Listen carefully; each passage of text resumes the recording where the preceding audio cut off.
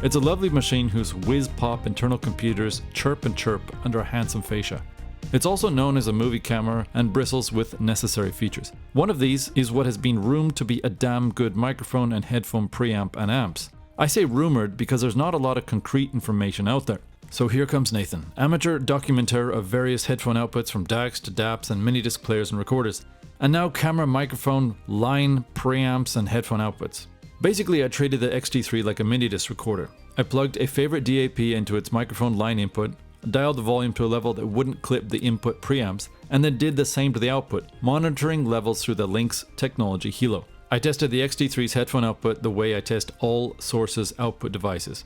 In parallel, running loadless signals and headphones of various impedances, drive types, and sensitivities.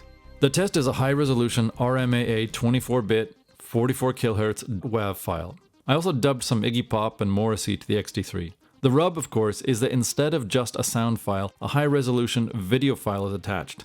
Did I just invent MTV for a silly RMAA measurement? If you've gotten this far, let me DR my findings. The X-T3's relatively low amp hiss combines with ample current to voltage ratios, which keeps signal strong no matter the output. It runs the Earsonics SM2 stage monitors just as well as it runs hi-fi home headphones. And its microphone input, while super sensitive and lacking much headroom, is clean and picks up plenty of detail. Had I figured a way to get the files from my computer onto the X-T3, I might have found a higher ceiling than the paltry minus 89.5 decibels my results show. But I'm a video noob. If anyone out there knows how to export an X-T3 readable audio file with video attached, do tell. Interestingly, the X-T3's headphone amp is more powerful than some mid-range DAPs out there and is less hissy than several released in the $100 to $700 price range from 2011 to 2019.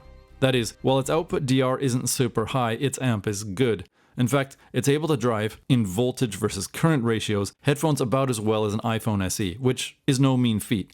And while I wouldn't recommend using the X-T3 in lieu of a solid state or mini disc recorder, one thing is really cool. The audio that is packed into the video file is very good with a low amount of hiss. When you listen to recording directly out of the X-T3, there is quite a bit of amp hiss, but you put that file into another device and suddenly the amp hiss is basically gone, which means the input preamps and ADCs are very good on the X-T3. If it weren't for the sensitive earphones, I probably wouldn't really be able to tell a difference, at least on the song that I chose, between the Plenue R2 and the MD and the X-T3. But the hiss was enough that definitely every single time I could tell which one was which. Between the MD and the R2, I could tell no difference. Now, of course, the N8, well, that thing's just a little bit warmer, and there's some sort of high-end reverb that maybe it's from the tubes or something that sounds just slightly different.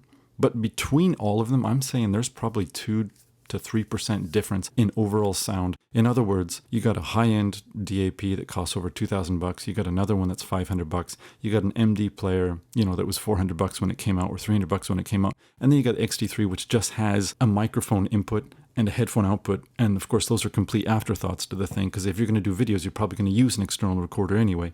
And you know what? It sounds good. Good job, Fujifilm.